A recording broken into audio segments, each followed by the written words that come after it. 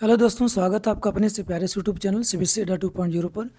सबसे पहले आप सभी लोगों को हैप्पी दिवाली। और आज दीपावली का त्यौहार है। आज पूरा हमारा भारतवर्ष मना रहा है। तो आप सभी लोगों को, हम सभी लोगों की तरफ से ढेर सारी शुभकामनाएं और सबको हैप्पी दिवाली।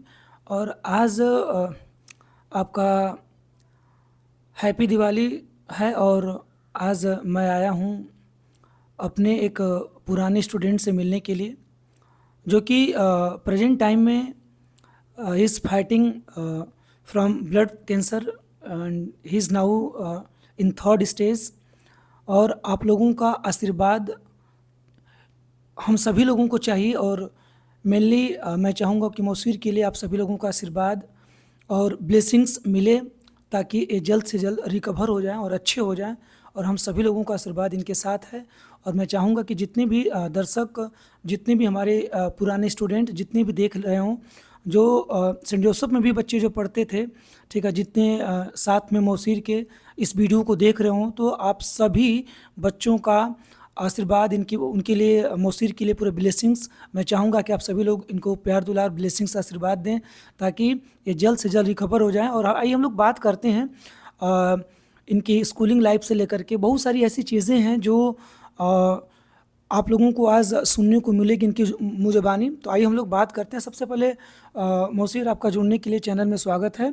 और मैं चाहूँगा कि अपनी स्कूलिंग लाइफ से लेकर के जितने भी अच्छी सुनहरी जो पल रहे, ठीक है, उस सभी पल आज हम लोगों के बीच आप साझा करें। बाकी जितने भी पुराने स्टूडेंट हैं, तो वे सारे स्टूडेंट अगर सुने देखें तो हम सभी लोगों से जुड़ें और उनका आशीर्वाद, उनकी ब्लेसिंग्स, ठीक है, आपको मिले और आप जल्दी से जल्दी रिकवर हो जाएं। और मैं ईश्वर से यही कामना करता हूं कि हमारा आशीर्वाद, बाकी सभी जितनी भी दर्शकगण हैं, सबका आशीर्वाद आपको मिले और जल्द से जल्द आप रिकवर हो जाए। और आज उन अच्छे सभी पलों को आप याद करिएगा ज़रूर। हालांकि आप एक पढ़ने में बड़ी अच्छी स्टूडेंट रहे हैं, और आपकी जितनी भी यादें हैं आज इस वीडियो में मैं चाहता हूं कि पूरा कवर हो जाए। तो चलिए ठीक है, स्टार्ट करते हैं हम लोग।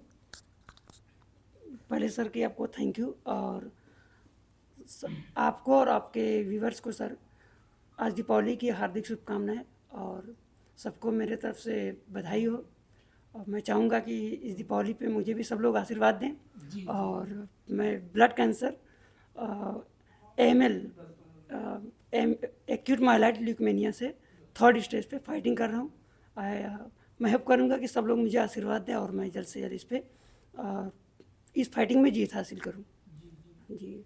और ये सिलसिला सर स्टार्ट हुआ दिसंबर 2023 से। दिसंबर 2023। Yes sir. एक्चुअली मेरा कॉलेज लाइफ तक चल रहा था, और I think I was in fifth sem that time. और सडनली ऐसा हुआ कि फ्रॉम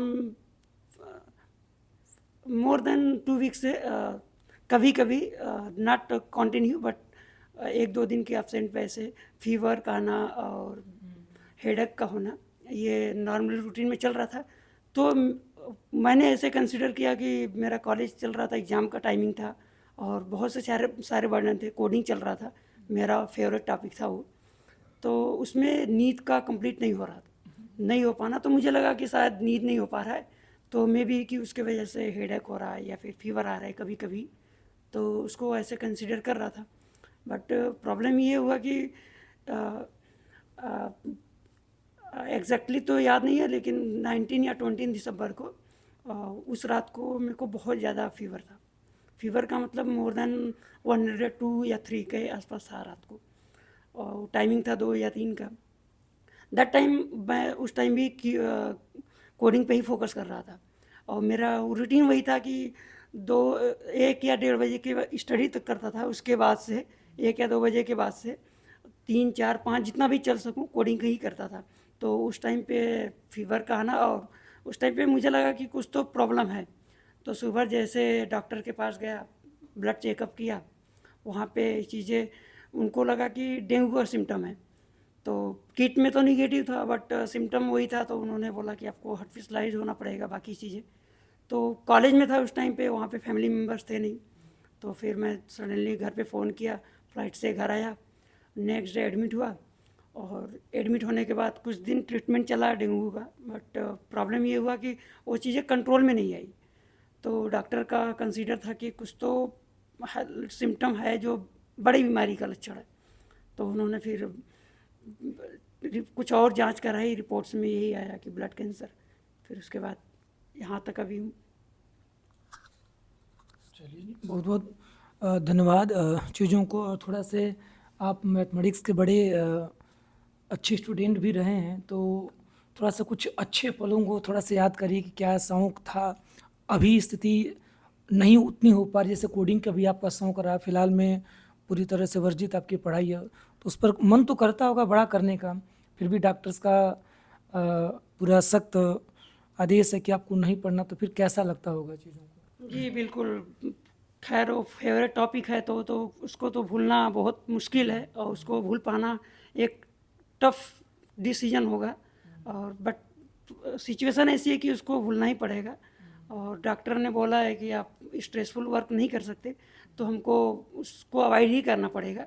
और जैसा कि आपने बोला मेरा मैथमेटिक्स, हाँ क्लास 11-12 में मेरा मैथमेटिक्स में आपने तो पढ़ाया ही है, उसमें तो खैर मैं था और कुछ मेरे फ्रेंड्स भी थे, जिसमें समीना थी, रिंकी गुप्ता थी, और बहुत सारे फ्रेंड्स थे। और बॉयज़ में थे 2-3 सकलियाँ साइड के, वो भी अच्छे फ्रेंड्स थे, वो लोग भी मैथमेटिक्स में अच्छे थे। तो हम लोग तो मैथमेटिक्स में अच्छे थे, फिजिक्स में भी थे। और मैंने यूपी में एग्ज़ाम भी दिया था, पैंडेमिक के टाइम पे दिया था, तो उसमें मेरा 328 रैंक भी था। और फिर वहाँ पे एमएससीटी का भी दिया था पैरेलल में, तो वहाँ पे मेरा 1700 कुछ रैंक था। तो ये था कि दोनों जगह मुझे कंप्यूटर साइंस मिल रहा था, तो मैंने चूज़ किया मुंबई कि एक मेट्रो सिटी और आईटी सेक्टर के लिए बेस्ट प्लेस रहेगा। और इस एज के लिए तो मेट्रो सिटी खैर फर्स्ट चॉइस होता है, तो मैंने उसी को चूज़ किया। और चीज़ें सब कुछ सही जा रहा था। वहाँ पे भी कॉलेज में मैंने अपने कॉलेज का 11 साल का रिकॉर्ड को ब्रेक किया था। वहाँ पे more than 95 marks continue first, second and third semester में मैंने लाया था। फर्स्ट सेमेस्टर में था मेरा 91 मार्क्स मैथ्स में, और सेकेंड और थर्ड में 95 एबव था। बाकी फ्रेंड्स भी थे, तो बट सब क्लोज 90 थे, बट कोई 90 एबव नहीं था। तो वो चीज़ें मेरे साथ अच्छी थी, और काफ़ी मुझे कॉन्फिडेंस भी मिलता था, और टीचर का काफ़ी अच्छा रिस्पांस रहता था, तो वो चीज़ें मुझे मोटिवेट करती थी। और उसके बाद सेकेंड सेम के बाद जैसे स्टार्ट हुआ, मैं कोडिंग पे फोकस किया, उसमें भी मेरा इंटरेस्ट अच्छा खासा था। बट सडनली जो अनफॉर्चुनेटली मैं कैंसर फाइटिंग कर रहा हूँ, अब भगवान का जो भी है क्या कर सकते हैं उसमें, और जो भी चीज़ें है उसको तो एक्सेप्ट करना ही पड़ेगा, मूव ऑन करना ही पड़ेगा। बट हाँ ये है कि कुछ चीज़ें थोड़ा बहुत स्ट्रॉन्ग डिसीजन से उसको एक्सेप्ट करना पड़ेगा, अदरवाइज़ पॉसिबल तो नहीं है उसको एक्सेप्ट करना। कभी कभी रिग्रेट भी होता है, कभी कभी इरिटेशन भी होता है, कभी कभी खुद पे भी गुस्सा आता है कि ये चीज़ें क्यों हुआ भी तो मेरे साथ ही क्यों हुआ, 125 करोड़ पीपल में मैं ही था क्या। तो ये चीज़ें थोड़ा सा खुद को डिसअपॉइंटेड तो करती है, बट फिर भी एक्सेप्ट तो करना ही पड़ेगा, भगवान का डिसीजन है, तो उसको एक्सेप्ट करके मूव ऑन कर रहा हूँ। बाकी मैं चाहूँगा कि मेरे फ्रेंड्स लोग जितने भी सर के व्यूअर्स देख रहे हैं, बाकी मेरे लिए दुआ करें कि मैं थोड़ा जल्दी रिकवर हूँ, अपने काम पे फिर से ज्वाइन करूँ और उस पर मूव ऑन करूँ। यही चीज़ें हैं सर। और देखिए, जितने सभी लोग आप लोग देख रहे हो, तो हमारी रिक्वेस्ट है कि आप सभी लोग इनके लिए ठीक है दुआएं दीजिए, और ये जल्दी से रिकवर हो जाएं। हालांकि बहुत स्ट्रांग स्टूडेंट रहे हैं, और हालांकि थर्ड स्टेज है, फिर भी अपना हौसला बुलंद है। हालांकि बहुत सारी बीच में बहुत सारी परेशानियां आई, और थोड़ा सा मैं बात करना चाहूँगा समद सर से भी कि सर, उस समय जब क्रिटिकल कंडीशन थी सर, तो कितना कितना आप लोगों को फेस करना पड़ा, ठीक है, ले करके। और आप एक संदेश भी देना चाहें कि जैसे कि बहुत सारे लोग मतलब जैसे को होता है कि स्मोकिंग करना, बहुत सारे पान गुटखा मसाला लोग खाना, ठीक है, अक्सर करके वो भी आगे चल के एक बहुत बड़ा कैंसर का कारण बनता है। हालांकि ये सब इनको ना हो कि ब्लड कैंसर एक ऐसा सर कैंसर है कि जो इसका इलाज, ठीक है, मतलब एक जैसे ना कि सिम्टम्स जो नहीं पाया जाता, जैसे कि एक कब हो जाए अचानक किसी को पता नहीं है। हालांकि कोई स्मोकिंग करता या वैसे करता तो वही लंग्स वंग्स खराब होते, ऐसी सारी चीज़ें आती। लेकिन ये ब्लड कैंसर अचानक हो जाना क्या वजह रही, ठीक है, या अधिक नींद की वजह से, न सोने की वजह से हुआ, हालांकि जो भी प्रॉब्लम रहा वाला कोई अभी तक नहीं जान पाया। सर एक संदेश कि मतलब ऐसा आप लोग जब इनको लेकर के फर्स्ट टाइम जैसे कि भर्ती थे तो सर कितनी कितनी सारी परेशानियों का सामना करना पड़ा, थोड़ा सा सर आप चाहते हैं, मैं चाह रहा हूँ कि सर थोड़ा सा शेयर करें सर। जैसे हम लोग को पता चला कि मोसीर का टीएलसी डाउन हो गया है और ये बहुत ही वीक हो गया है, तो अदर जितनी रिपोर्ट आए, जब डॉक्टरों का जब ये उनके दिमाग में ये सस्पेंशन होने लगा कि ये तो बीमारी काफ़ी बड़ी है, फिर हमने फर्स्ट ऑफ ऑल गए टाटा, जो कि आपके लातारा ब्रिज के पास है। जब वहाँ पर रिपोर्ट किया तो वो सीधे सजेस्ट किया या तो उनको पीजीआई ले जाइए या तो हीमेटो बीएचयू ले जाइए, क्योंकि ये हीमेटोलॉजी में जाकर का पूरा क्लियर हो जाएगा कि है क्या। तो बीएचयू का कंडीशन तो सभी लोग जान ही रहे हैं, तो हम लोग ने बेहतर समझा कि पीजीआई ही जाना चाहिए।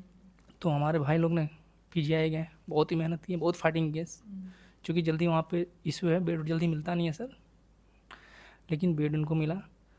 फिर वहाँ पे फिर भी हम लोग को ये डाउट था कि इनको ऐसा बीमारी नहीं हो सकता है, इसलिए नहीं हो सकता क्योंकि हम लोगों ने कभी किसी का बुरा किया नहीं था, लेकिन था कि बस देख ही लेते हैं। लेकिन जैसे ही पता चला इनको कैंसर हुआ है, और कैंसर वर्ड सुनते ही सर हम लोग के पैर से ज़मीन खिसक गया था, क्योंकि पहली बार अपने लाइफ में सिर्फ हमने मूवी में देखते थे सर कि ये कैंसर तंबाकू से कैंसर वगैरह कैंसर, ये सब हम लोग एक लगता था कोई नाटक चल रहा है या वगैरह वगैरह, हम लोग ड्रामाटिस्ट ये सब समझते थे, कैंसर था ही नहीं। लेकिन जैसे ही मैम बताई कि इनको ब्लड कैंसर है, तो ब्लड कैंसर सुनते ही हम लोग को लगा कि अब कहानी ख़त्म, क्योंकि कैंसर एक ऐसा वर्ड है सर कि सुनने के बाद श्योर हो जाता है कि इसके बाद कोई बचता नहीं।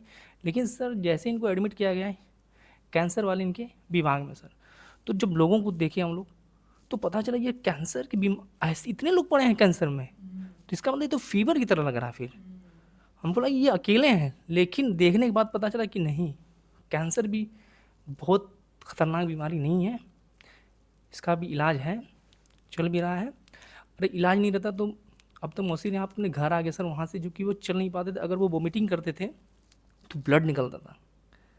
लेकिन आज देखिए आप लोग के सामने इतने अच्छे से बात कर रहे हैं, इनकी आवाज़ में सर वो भी स्ट्रांगनेस है, बस सबकी आशीर्वाद चाहिए।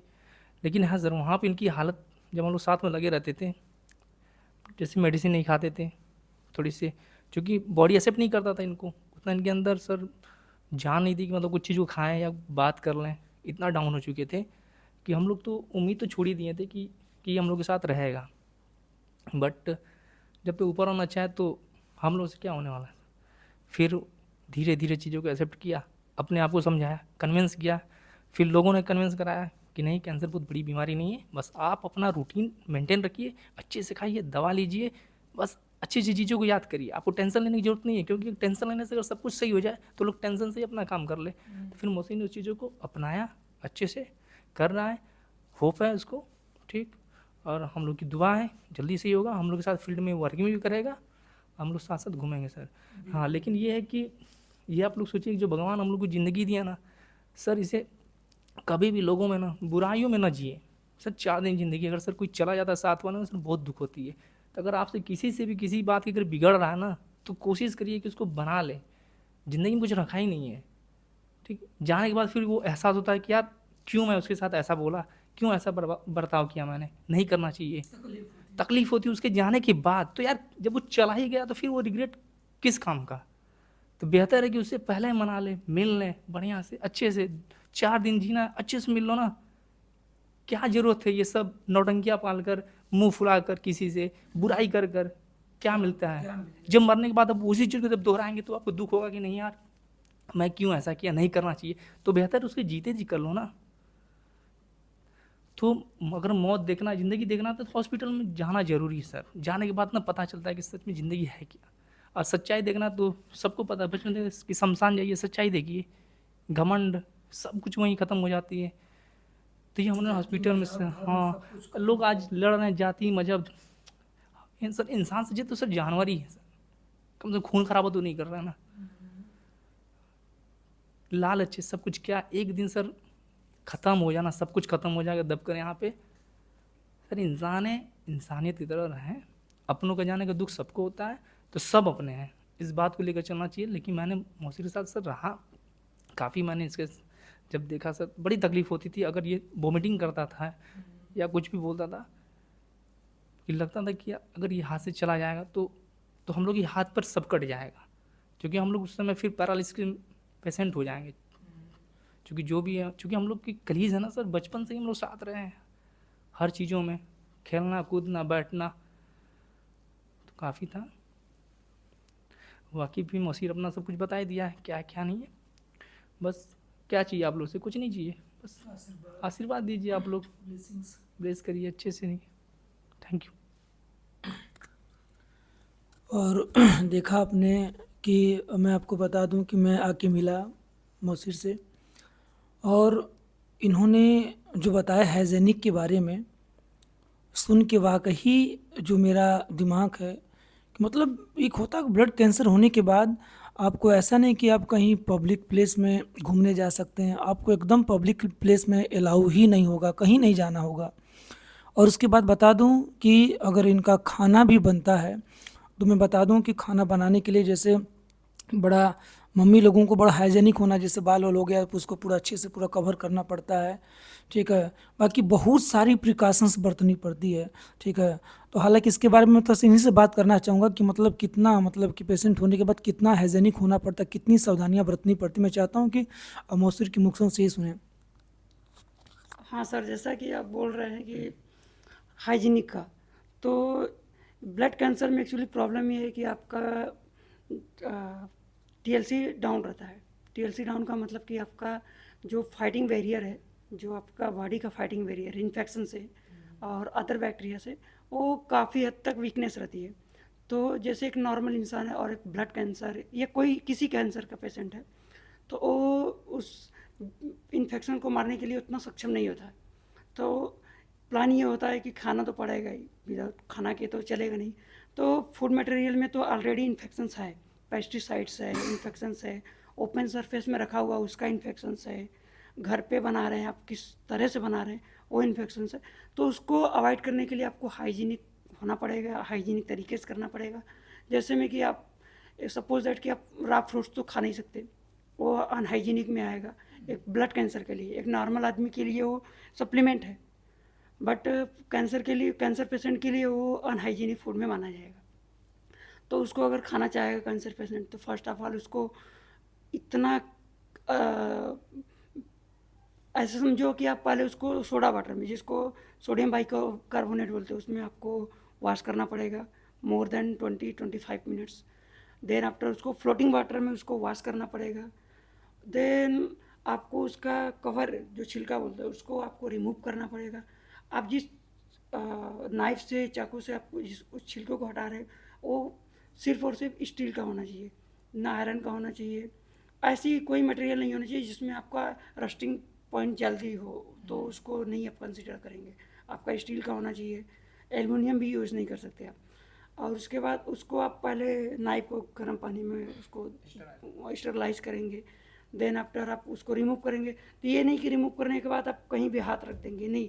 अगर आप जिस हाथ से टच किए फ्रूट्स को या जो भी ईटिंग मटेरियल है, तो आप उसको हाथ को कहीं नहीं टच करना है। आप सिर्फ उसको कट करेंगे, आप उसको फिर बॉयल करेंगे, तब उसको खाने के लायक होगा। क्योंकि उसमें वॉश करने और कट करने से, बॉयल करने से मोर देन 90% का इन्फेक्शन मर जाते हैं। जो 10% है, तो बॉडी इतना है कि उसको फाइटिंग कर लेगा उससे, उस इन्फेक्शन से। तो ये प्रिकॉशंस है। तो मैं तो यही चाहूँगा यार कि अगर जो नॉर्मल लाइफ जी रहा है, तो कम से कम ऑलरेडी हाइजीनिक रहे और अच्छे से प्रॉपर नींद ले। मेरे में तो कुछ नहीं था, ना कोई नशा था, ना कोई ड्रग्स का था, ना कोई बैड हैबिट्स थी, बट यही था कि नींद पूरा नहीं हो पाता था। कई फैक्टर थे, कॉलेज का था, कोडिंग का था। कोडिंग मेरा फेवरेट था, तो उसमें तो मैं ज़्यादा से ज़्यादा टाइमिंग देता था। कहीं भी अगर फ्री फ्रेंड सर्कल में भी बैठा हूँ तो पीसी खोल के बस साथ में अपन कोडिंग पे बैठ जाते थे। कॉलेज में अगर कोई लेक्चर नहीं है, एब्सेंट है प्रोफेसर, तो जाके पार्क में या किधर भी बैठ के, ग्राउंड में बैठ के, क्लास में ही बैठ के, लेबोरेटरी में बैठ के आप कोडिंग कर रहे हो। तो एक प्रेशर बना रहता है, तो उसके वजह से नींद कंप्लीट नहीं होता था मेरा। तो मुझे एक फैक्टर लगता है, बट मैं आपको बता दूं कि ब्लड कैंसर में अभी तक कोई भी साइंटिफिकली प्रूफ रीज़न नहीं है कि किस फैक्टर से हो रहा है। जैसे माउथ कैंसर है तो एक फैक्टर है कि आपको स्मोकिंग कर रहे हो, आप सिगरेट पी रहे हो, आप टोबैको ले रहे हो, तो एक फैक्टर है। लीवर कैंसर है तो आप ये है कि आप अनहाइजीनिक फूड ले रहे हो, आप बाहर की चीज़ों को उल्टे सीधे खा रहे हो, आप प्रॉपर अच्छे आयल नहीं ले रहे हो, तो ये एक कंसीडर होता है कि लीवर कैंसर में। लंग कैंसर में भी है कि आप टोबैको ज़्यादा ले रहे हो, स्मोकिंग ज़्यादा कर रहे हो, ये चीज़ें। बट ब्लड कैंसर में चीज़ें पूरी की पूरी डिफरेंट है। ये आप समझो कि नेचुरल है, आपको कब आ जाएगा किसको आ जाएगा अनप्रेडिक्टेबल है। और मैं तो यही चाहूँगा कि अगर किसी को नहीं है तो वो दुआ करे और खुद को बचाए, और इसके बाद में अवेयरनेस हो कि मतलब कैसे बचा जा सकता है। अगर उसके सिम्टम्स क्या है उसको थोड़ा सा रिसर्च करे। अब तो हर चीज़ अवेलेबल है, सब कुछ ऑनलाइन है, तो अवेयरनेस क्रिएट करे और फैमिली में भी उसको डिस्कस करे कि ताकि आप थोड़ा सेफ रहें। और क्योंकि अब जैसे ये चीज़ें पैंडमिक के बाद तो चीज़ें बहुत सारी चेंजेस हुई है। पैंडमिक के पहले अगर 1 ईयर में 10,000 पेशेंट को होता था ब्लड कैंसर, तो अब वही मोर देन 10%, 10 टाइम्स बढ़ गया है, वो 1 लाख से भी ज़्यादा पेशेंट हो रहे हैं। तो ये चीज़ें हैं, पैंडमिक के बाद चीज़ें चेंज हुई है। तो आप लोग भी थोड़ा अवेयरनेस रहो भाई। मेरी अगर कोई मेरी बात को अगर सुन रहा है तो मैं तो चाहूँगा कि वो थोड़ी सी बाहर की चीज़ों को खा रहा है तो देखे कि हाइजीनिक तरीके से है कि नहीं है। वो एक चीज़ है कि ज़रूरी नहीं है कि ब्लड कैंसर कुछ भी हो सकती है, तो कोई भी बीमारी छोटी बड़ी नहीं है, इसको अवॉइड करें आप। बाकी चीज़ें आप सुबह मेडिटेशन करो, आप एक्सरसाइज करो, आप प्रॉपर नींद लो, बैड हैबिट्स को जितना रिमूव कर सकते हो आप करो। और मैं तो चाहूँगा कि भाई आज दीपावली है और छठ भी आने वाली है, इस होली फेस्टिवल पे मेरे को ब्लेसिंग दो आप कि मैं भी जल्दी से रिकवर हो जाऊँ, अपने काम पे लौटूँ। मेरा भी मन है कि अपने ड्रीम को अचीव करूँ। बाकी चीज़ें गॉड के हाथ में, लेकिन आप अगर दुआ करते हो तो कहीं ना कहीं किसी न किसी का तो ज़रूर सुनेगा ऊपर वाला। By the way thank you आप लोग को। और देखा आपने इनके ज़ुबानी सुना कि कितना हाइजीनिक होना पड़ता है। और बता दूं कि इनको पूरी तरह से डॉक्टर्स ने पूरी तरह से मना किया कि आप कहीं बाहर जा ही नहीं सकते। और मैं बता दूं कि सीधे 5 सालों तक सोचिए कि कोई कैसे रूम में रहेगा। और इनका पूरा अपना एक रूम है जो कि पूरा एसी से लैस है। इनको बाहर जाना भी नहीं, टेम्परेचर भी मेंटेन करके रखना है, इसी की वजह से एसी लगा होगा।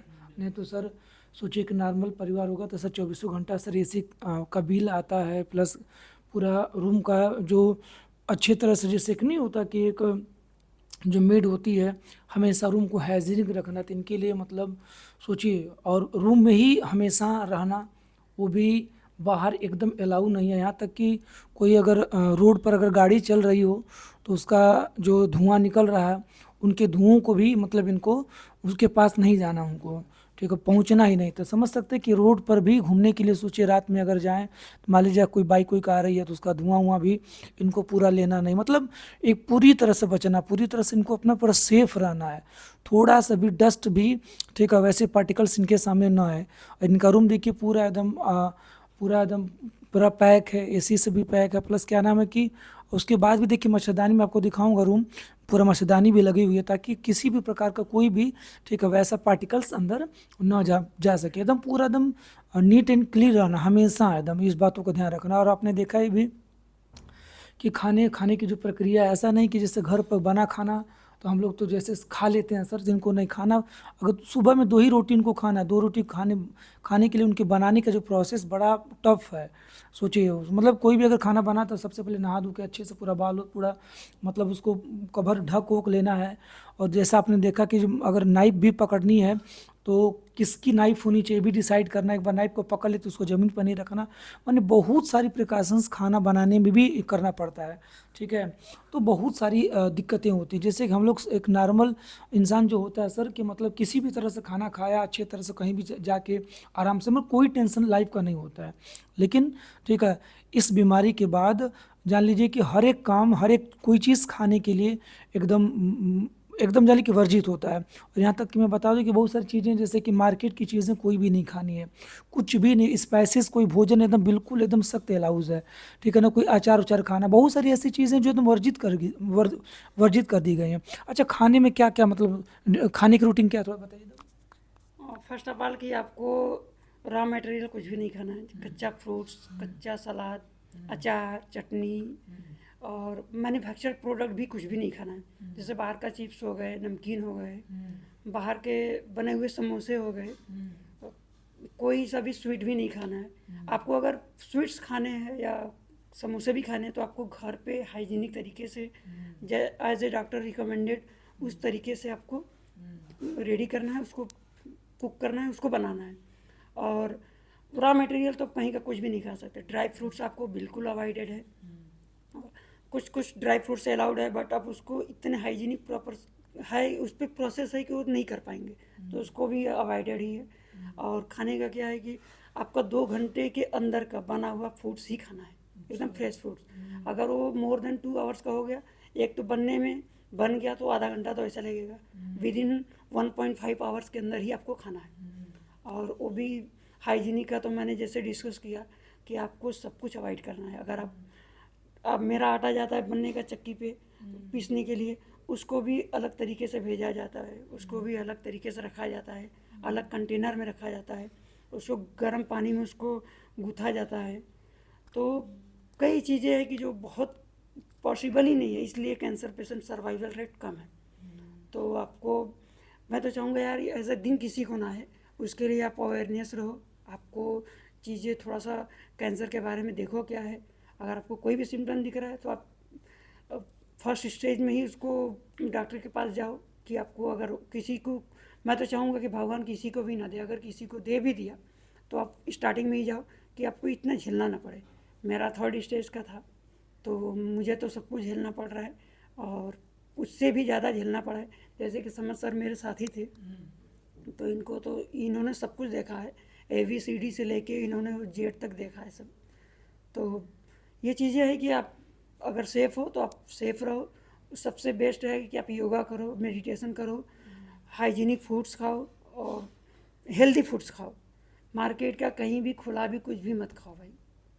ठीक है, कभी कदार का बात की बात है, लेकिन एक प्रैक्टिस में, हैबिट्स में नहीं आनी चाहिए वो चीज़ें। ठीक है, और आप लोगों ने देखा, और हमारी भी रिक्वेस्ट है कि देखिए जो मार्केट की चीज़ें होती हैं तो उससे जितना अवॉइड कर सके उसको आप लोग अवॉइड करें और ज़्यादा ना खाएं। जितना बच सकते हैं आप उतना बचें, क्योंकि अगर आप स्वस्थ रहेंगे तो बहुत बढ़िया होगा। नहीं तो क्योंकि इसमें होता है क्या कि एक आदमी को ऐसी चीज़ें होती हैं, पूरा परिवार, ठीक है, बिखर जाता है, पूरा परिवार बिखर जाता है, पूरी फैमिली इन्वॉल्व होती है, क्योंकि इसमें माँ है, बहन है, ठीक है, आप पिताजी हैं, बाकी जितने भी आपके रिश्तेदार हैं, सभी लोग जान लीजिए कि इसमें आपके इन्वॉल्व हो जाते हैं, आपकी सेवा में। वो हमेशा लोग परेशान रहते हैं। जो एक होता है ना सर, एक अच्छी हैप्पी हैप्पी फैमिली लोग होता है, सब लोग अच्छे से जीना चाहते हैं, लेकिन एक डर हमेशा सताया रहता है कि हमारा बच्चा, ठीक है, प्रॉब्लम है, उसको ऐसे करना वैसे करना, मतलब बहुत सारी चीज़ों का, ठीक है, त्याग करना पड़ता है, बहुत सारी खुशियों को त्याग करना पड़ता है। अगर मान लीजिए फैमिली में कोई कोई जाना भी चाहे तो इनको छोड़ के कोई नहीं बाहर जा सकता है, क्योंकि इनकी देख रेख के लिए हमेशा एक प्रॉपर, ठीक इमोशनली, है फिजिकली हर तरह से सेक्रीफाइस करना पड़ेगा आपको। ना। Emotionally, physically. मैं पेशेंट हूँ, मुझे तो करना है, मेरे साथ साथ मेरे मोर देन 5 फैमिली मेम्बर्स को भी उतना ही सेक्रीफाइस करना है। कहीं बाहर वो भी ज़्यादा पब्लिक डोमेन में नहीं जा सकते कि उनका इन्फेक्शन मुझे पकड़े, और उनको अगर कहीं शादी में पार्टिसिपेट करना है तो वो भी नहीं कर सकते। अपने मन का खाना है तो भी उनको बहुत से टाइम निकालना पड़ेगा, अलग से करना पड़ेगा। बहुत सारी चीज़ें हैं जिसको एक्सप्लेन वर्ड्स में नहीं किया जा सकता। तो हर तरह का फिजिकली, इमोशनली, हर तरह का सेक्रीफाइस है। और not only me, family members जितने भी साथ में रह रहे हैं लोग, सबको करना पड़ेगा। चलिए ठीक है, और लास्ट संदेश थोड़ा सा 1-2 मिनट का दे दीजिएगा, लोगों को कैसे बचा जाए, क्या किया जाए, बस उसको वीडियो। बचने का सबसे बेस्ट यही रहेगा सर कि अवेयरनेस क्रिएट किया जाए। सब चीज़ें आपको गूगल यूट्यूब पे मिल जाएंगी, उससे अवेयरनेस रहिए। उससे भी बेस्ट आइडिया ऐसा है कि आप योगा करिए, मेडिटेशन करिए। अगर अपने हेल्थ के लिए अगर 1 घंटे नहीं निकाल पाते हैं तो आपको सोचना पड़ेगा कि आप कर क्या रहे हो।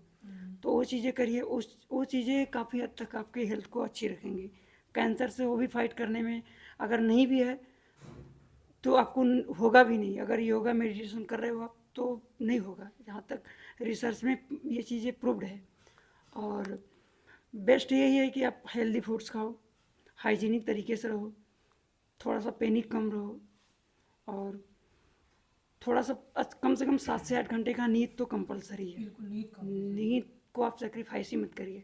अपने ड्रीम को सेक्रीफाइस कर लीजिए, लेकिन हेल्थ को सेक्रीफाइस मत करिए। अगर हेल्थ नहीं है तो समझिए आपका कुछ भी नहीं है। अगर आप ड्रीम के पीछे भाग रहे हो तो गलत है। जैसा कि मुझे समझ आता है कि हेल्थ फर्स्ट प्रायोरिटी पे होनी चाहिए, उसके बाद ही सेकेंड थर्ड पे कुछ भी होनी चाहिए। फर्स्ट प्रायोरिटी हेल्थ ही होनी चाहिए। By the way thank you सबको, और दीपावली की सबको शुभकामनाएं। चलिए ठीक है, अब हम लोग वीडियो को यहीं पे बंद करेंगे, लेकिन हम आपको एक संदेश ज़रूर देना चाहेंगे कि जैसा इन्होंने बताया मौसीर जी ने कि जो अपना हेल्थ पर आप लोग ध्यान रखिए। नींद कंपलसरी है, और नींद अगर सही नहीं हो पा रही तो ये कहीं ना कहीं आगे चल के ठीक है प्रॉब्लम क्रिएट कर सकती है। और आप सभी लोगों को पूरा वीडियो देखने के धन्यवाद, और इनको ढेर सारी ब्लेसिंग्स आप सभी लोग दीजिए, प्यार दुलार दीजिए, ताकि सबके आशीर्वाद से ठीक है ये जल्दी से जल्दी रिकवर होकर हम लोगों के बीच पब्लिक में आ सके, और अपना जो टारगेट है और अपने भी सपने इनके हैं, बहुत सारे सपने हैं, उन सपनों को ठीक है दोबारा कर सकें। आप लोगों का ब्लेसिंग्स ही ठीक है इनको जल्दी रिकवर करने में मदद करेगा। तो आज के लिए इतना ही, और हम इस वीडियो को बंद करेंगे। और आप सभी लोगों से दुआएं हैं कि आप प्लीज़ इनको ढेर सारे आशीर्वाद, प्यार दुलार बनाइए, और ढेर सारे आशीर्वाद आप लोग दीजिए। हैप्पी दिवाली सबको।